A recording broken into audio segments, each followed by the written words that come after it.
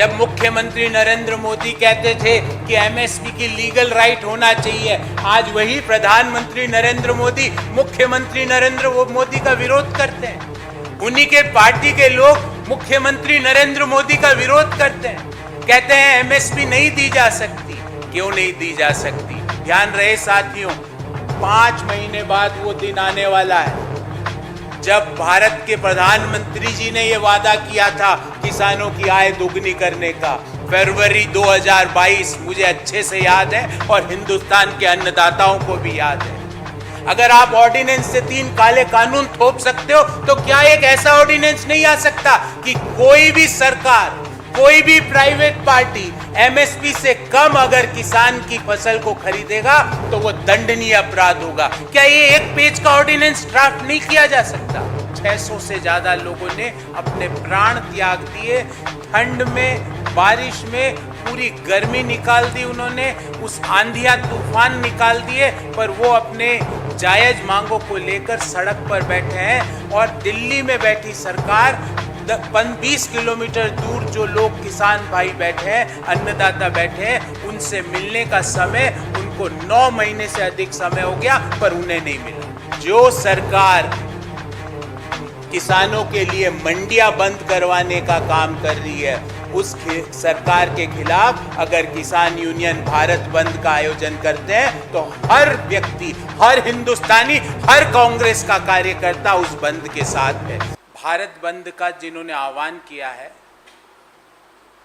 हम उस बंद का, कांग्रेस पार्टी का हर कार्यकर्ता उस शांतिपूर्ण बंद का स्वागत करते हैं और हम पूरी ताकत से उस बंद में भारत के अन्नदाताओं के साथ हैं। और उसका कारण है, उसका कारण आपको समझना पड़ेगा। 9 माह से अधिक समय हो गया हिंदुस्तान के अन्नदाता दिल्ली के बॉर्डर्स पर बैठे हैं। 9 माह से अधिक समय हो गया। 600 से ज्यादा अन्नदाताओं ने अपने प्राण त्याग दिए।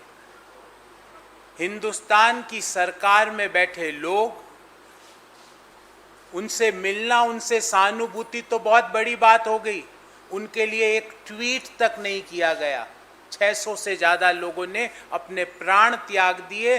ठंड में, बारिश में पूरी गर्मी निकाल दी उन्होंने, उस आंधियां तूफान निकाल दिए, पर वो अपने जायज मांगों को लेकर सड़क पर बैठे हैं। और दिल्ली में बैठी सरकार 20 किलोमीटर दूर जो लोग किसान भाई बैठे हैं, अन्नदाता बैठे हैं, उनसे मिलने का समय उनको 9 महीने से अधिक समय हो गया पर उन्हें नहीं मिला। और सरकार में एक शब्द बहुत कॉमन है कि आप क्रोनोलॉजी समझिए। मैं भी आपको एक क्रोनोलॉजी बताता हूं हिंदुस्तान के किसानों की व्यथा का, और 2014 से ही स्टार्ट करेंगे। 2014 में सरकार में आते ही इस सरकार ने क्या किया? हिंदुस्तान के अन्नदाताओं की जमीन को हड़पने का प्रयास भूमि अधिग्रहण बिल को लाके किया। 2015 में क्या चालू किया? 2015 में शपथ पत्र देकर ये बोला सुप्रीम कोर्ट में भारत की सरकार ने कि अगर हम स्वामीनाथन कमीशन के आधार पर एमएसपी दे देंगे तो मार्केट्स डिस्टॉर्ट हो जाएंगे। 2016-17 में क्या किया?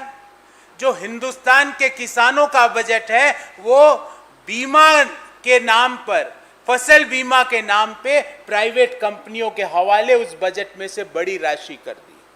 उसके बाद क्या किया? जब जीएसटी लगा तो पहली सरकार है हिंदुस्तान की आजादी के बाद जिसने कृषि पर टैक्स लगाया।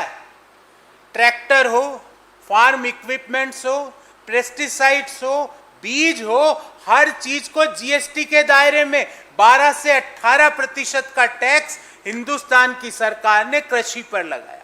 उसके बाद क्या हुआ? 2020 और अभी के वर्ष आधा 9 महीने हो गए 2021 में, डीजल के दाम जो 2014 में 55 रुपये 50 रुपये प्रति लीटर के बीच थे, वो आज देश के अधिकांश भाग में 100 रुपये के आसपास चल रहे हैं प्रति लीटर। एक स्टडी के अनुसार पिछले 7 सालों में कृषि की लागत में 25,000 रुपए प्रति हेक्टेयर की वृद्धि हुई है।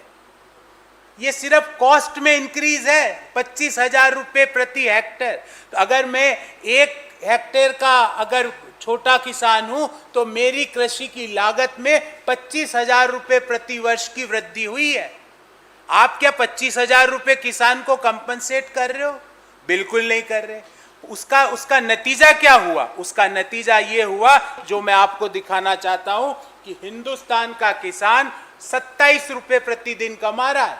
ये मैं नहीं, भारत सरकार का आंकड़ा है, 2018-19 का आंकड़ा है और कोरोना के पूर्व का आंकड़ा है कि हिंदुस्तान का किसान कृषि से 27 रुपए प्रतिदिन कमा रहा है। भारत सरकार का ये आंकड़ा देता हूं कि 2012-13 में हर किसान के ऊपर 47,000 रुपीस का कर्ज था, जो 2018-19 में बढ़ के 74,121 रुपए हो गया। ये मैं नहीं कह रहा, ये सिचुएशन असेसमेंट सर्वे जो भारत सरकार ने कराया उसकी फाइंडिंग्स है। 2012-13 में एक किसान के जो कुल आय होती थी एक किसान परिवार की, उस कुल आय में खेती से होने वाली आय 48% थी, जो आज 18-19 में 38% रह गई है। 27 रुपए प्रति किसान एक दिन में 27 रुपए कमाता है। खेती से होने वाली आय जो 12-13 में 48% थी किसान की कुल आय में, वो 38% रह गई।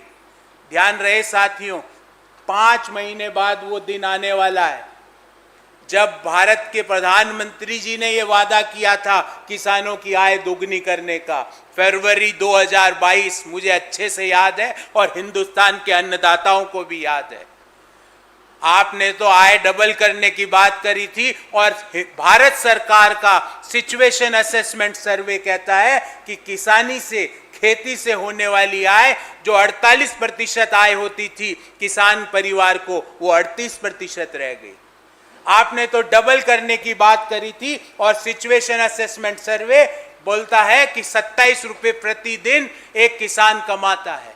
आपने तो किसानों की आय डबल करने की बात की थी, पर 12-13 की तुलना में 18-19 में प्रति किसान कर्ज 47,000 से बढ़ के 74,121 रुपए हो गया। और आपने क्या किया? आपने सुप्रीम कोर्ट में हलफनामा दिया कि हम अगर एमएसपी देंगे तो मार्केट्स डिस्टॉर्ट हो जाएंगे, हम स्वामीनाथन कमीशन के अनुसार एमएसपी का निर्धारण नहीं कर सकते। आपने क्या किया? आपने ये किया कि गेहूं की फसल पे 40 पैसे प्रति किलो एमएसपी बढ़ाई है। 40 पैसे प्रति किलो एमएसपी गेहूं पर बढ़ाई और उसका ढिंडोरा पीटा जा रहा है।